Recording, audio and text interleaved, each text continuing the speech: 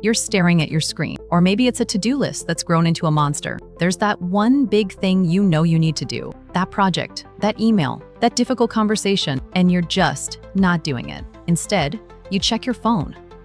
You decide now is the perfect time to organize your spice rack.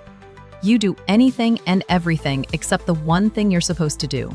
You call it procrastination. You feel guilty, maybe even a little ashamed. You think, why can't I just be more disciplined?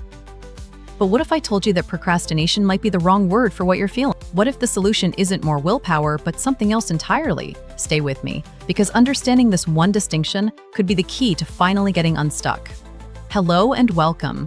Today, we're tackling a question that plagues so many of us. Are you a procrastinator, or are you just overwhelmed? It's easy to lump these two feelings together, but they are fundamentally different, and treating them the same is why so many of our efforts to just do it fail. In this video, we're going to untangle these two concepts. I'll give you 3 rapid-fire questions to help you self-diagnose what's really going on. Then, we'll explore a powerful idea, that clarity, not willpower, is often the missing piece of the puzzle. And finally, I'll walk you through a simple, practical mental decluttering exercise you can use anytime to regain focus and start moving forward. This isn't about beating yourself up, it's about understanding how your brain works so you can work with it, not against it. First, let's get our definition straight. What is true procrastination? At its core, procrastination is an emotional regulation issue. It's the active, voluntary choice to delay a task despite knowing you'll be worse off for it. You know filing your taxes is important, you know the deadline is approaching, but the task brings up negative emotions. Boredom, anxiety, fear of getting it wrong. So you choose to do something else, like watch another episode of that show you're binging to get an immediate mood boost. The key ingredients are awareness of the negative consequences and still choosing avoidance. It's a form of self-sabotage driven by a desire to escape discomfort in the short term.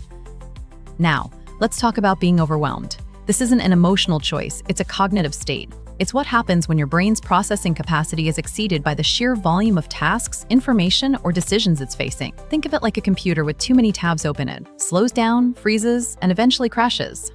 This state is often called analysis paralysis. The feeling isn't, I don't want to do this, it's, I don't know where to even start. You look at your to-do list, and it's not one task, it's a tangled web of 20 different projects, each with its own subtasks and deadlines. Your brain sees this mess and just shuts down as a protective measure. It's a system failure, not a character flaw. So, how can you tell the difference in the moment? Let's run a quick diagnostic with 3 rapid-fire questions. Be honest with yourself. Question number 1. If you could wave a magic wand and instantly complete a one task on your list right now, would you feel a sense of relief and be ready to move on? Or would you still feel a deep sense of anxiety about the rest? If you'd feel relieved and energized, you're likely just overwhelmed. The problem is inertia. You just need a starting point to break the logjam. But if finishing one task doesn't touch the underlying anxiety, it might be true procrastination, where the fear is tied to the task itself. Fear of failure, of judgment, or of what comes next. Question number 2. Ask yourself, is the core problem, I don't want to do this, or is it, I don't know how to do this? But if your internal monologue sounds more like, I don't know what the first step is, or this is too big and confusing, that's a giant red flag for being overwhelmed. The problem isn't your motivation, it's the lack of a clear map. And question number 3, are you busy with other productive things, or are you numbing out with pure distractions? When we're overwhelmed, we often engage in what's called productive procrastination. We avoid the big, scary project by tackling smaller, concrete tasks like cleaning our inbox or reorganizing a closet. It gives us a hit of accomplishment and a feeling of control. True procrastinators, on the other hand, are more likely to seek pure escapism, scrolling social media for hours, playing video games, or binge-watching TV. They aren't trying to feel productive, they're trying to feel nothing related to the task they're avoiding. If your answers point toward being overwhelmed, then I have good news. The solution isn't to try harder, it's to think smarter. This brings us to our key insight. What you need is not more willpower, but more clarity. Step 1 is the brain dump. Grab a piece of paper or open a new document. For the next 5 to 10 minutes, write down every single thing that is taking up space in your head. Every task, every worry, every half-formed idea, every errand you need to run, every I should really, that's been floating around. Don't judge, don't organize, just get it all out. Step 2 is the sort. Look at your chaotic list. Now start grouping similar items together. You can create categories that make sense to you, like work, home, personal growth, errands.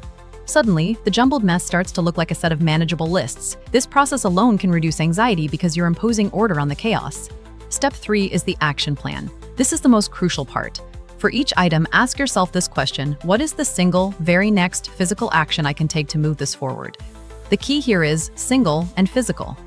Plan vacation is not an action, it's a project. The next action might be Google best beaches in Mexico for July.